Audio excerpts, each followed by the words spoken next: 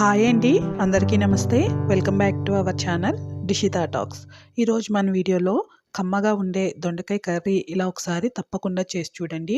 వేడివేడి అన్నంలో ఈ కూర వేసుకొని తిన్నాము అంటే ఆ రోజు ఒక ముద్ద ఎక్కువగానే తినేంత రుచిగా ఉంటుంది. ముందుగా నేను ఇక్కడ ఒక హాఫ్ కేజీ దొండకాయలను అయితే తీసుకున్నాను అండి. దొండకాయలు చూడండి ఎంత లేతగా ఉన్నాయో, అలానే ఫ్రెష్గా కూడాను ఉన్నాయి. తీగ నుంచి అప్పటికప్పుడు తెంపిన దొండకాయలు అండి. వీటిని నీటిలో వేసుకొని ముందుగా నీట్గా క్లీన్ చేసేసుకున్నాము. వీటిని ఒక ప్లేట్లోకి అయితే తీసుకొని పెట్టుకున్నాను అండి. వీటిని మనం ముందుగా కట్ చేసేసుకుందాము. దొండకాయలను తీసేసుకొని చివర్లను అయితే తీసేసుకొని మధ్యలోకి కట్ చేస్తున్నానండి. ఇలా మధ్యకి కట్ చేసిన తర్వాత చిన్న చిన్న ముక్కలుగా పొడవుగా అయితే 3 భాగాలుగా చేసుకుంటున్నాను. చూడండి, మీరు ఇలా నచ్చకపోతే దొండకాయని రౌండ్‌గా కూడాను కట్ చేసేసుకోవచ్చు. లేదా చిన్న చిన్న ముక్కలుగా అయినా కట్ చేసుకోవచ్చండి. ఏ విధంగా అయినా పర్లేదు. కూర మాత్రం చాలా బావుంటుంది. నేనైతే ఇలా పొడవుగా కట్ చేసేసుకున్నానండి. అన్నీ కట్ చేసుకొని ఇలా ప్లేట్‌లోకి పెట్టేసుకున్నాను. ఇప్పుడు స్టవ్ ఆన్ చేసి పాన్ పెట్టుకొని ఒక స్పూను మినపప్పు, ఒక స్పూను పచ్చెనగపప్పు, ఒక స్పూను ధనియాలు, అలానే ఒక స్పూను వరకు జీలకర్ర, 2 స్పూనులు పల్లీలు వేసేసుకొని లో ఫ్లేమ్‌లో దోరగా చక్కగా పల్లీలు లోపలికి వేగేంత వరకు వేయించుకుంటూ ఉండాలి. ఒక పావు టేబుల్ స్పూన్ వరకు మెంతులు వేయండి.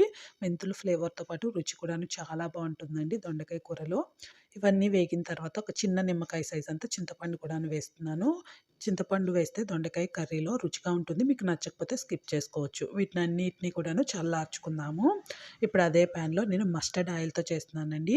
మీరు మస్టర్డ్ ఆయిల్ నచ్చకపోతే half quantity mustard oil normal ఆయిల్‌లోనైనా చేసుకోవచ్చు. ఇప్పుడు ఆయిల్ బాగా వేడెక్కిన తర్వాత మనం కట్ చేసుకొని ఉంచుకున్న దొండకాయలను మొత్తం కూడాను వేసేసి స్టవ్‌ని ముందుగా హై ఫ్లేమ్‌లో పెట్టుకొని వీటిని కలుపుతూ ఇలా ఫ్రై చేసుకోవాలండి. దొండకాయలు చాలా లేతగా ఉన్నాయి. దీంట్లో వాటర్ కంటెంట్ కూడాను ఎక్కువగా ఉంది.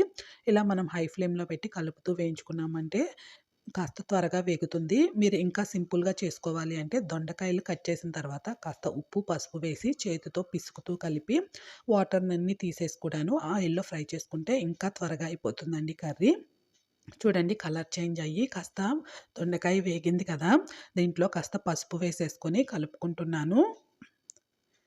ఇలా పసుపు వేసి కలుపుకున్న తర్వాత నేను మిక్సీ జార్‌లో మనము ఆల్రెడీ వేయించుకొని ఉంచిన పప్పులు, అలానే ఒక 20 వరకు వెల్లుల్లి రెబ్బలు, 2 స్పూనుల వరకు కారము, రుచికి తగినంత ఉప్పు వేసుకొని దీన్ని గ్రైండ్ చేసుకున్నానండి. ఇలా వీడియోలో చూపించిన విధంగా గ్రైండ్ చేసుకొని పెట్టుకుందాము. ఈ ఒక్క పొడి చాలండి, కూర చాలా రుచిగా ఉంటుంది. దొండకాయలైతే చూడండి మరి కాస్త వేగిపోయాయి కదా! మనం ఫస్ట్ తీసుకున్నప్పుడు క్వాంటిటీ చాలా ఎక్కువ ఉంది కదా! ఇప్పుడు వేగిన తర్వాత తగ్గిపోయింది చూసారు కదా! అంత వాటర్ ఎక్కువగా ఉంటుంది దీంట్లో. ఇప్పుడు దొండకాయలు ఆల్మోస్ట్ వేగాయి అన్నప్పుడు మనం గ్రైండ్ చేసుకొని ఉంచుకున్న వెల్లుల్లి కారం అయితే వేసేసుకొని ఇలా కలుపుకుంటున్నానండి.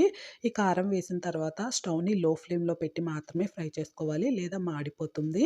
ఇది ఆల్మోస్ట్ పొడి పొడిగా ఫ్రై అయింది అన్నప్పుడు కట్ చేసిన కొత్తిమీర వేస్తున్నాను. మీరు కావాలంటే పచ్చి కొబ్బరిని కూడాను గ్రైండ్ చేసి వేసుకుంటే రుచి బావుంటుంది. ఇలా మొత్తము కలిపిన తర్వాత నేను అయితే సర్వింగ్ బౌల్‌లోకి తీసుకుంటున్నాను. మీరు మస్టర్డ్ ఆయిల్ వాడకూడదనుకుంటే నార్మల్ ఆయిల్‌తోనైనా ఈ ప్రాసెస్‌లో చేసుకోండి. ఇలా చేసిన కర్రీని వేడి వేడి అన్నంలో వేసుకొని తింటే చాలా అద్భుతంగా ఉంటుందండి. మీకు నచ్చితే తప్పకుండా ట్రై చేసి ఎలా వచ్చిందో కామెంట్ చేయండి. ఈ వీడియో నచ్చితే ఒక లైక్ చేసి ఛానల్‌ని సబ్స్క్రైబ్ చేసి సపోర్ట్ చేయండి. మరిన్ని వీడియోస్ కోసం చూస్తూ ఉండండి.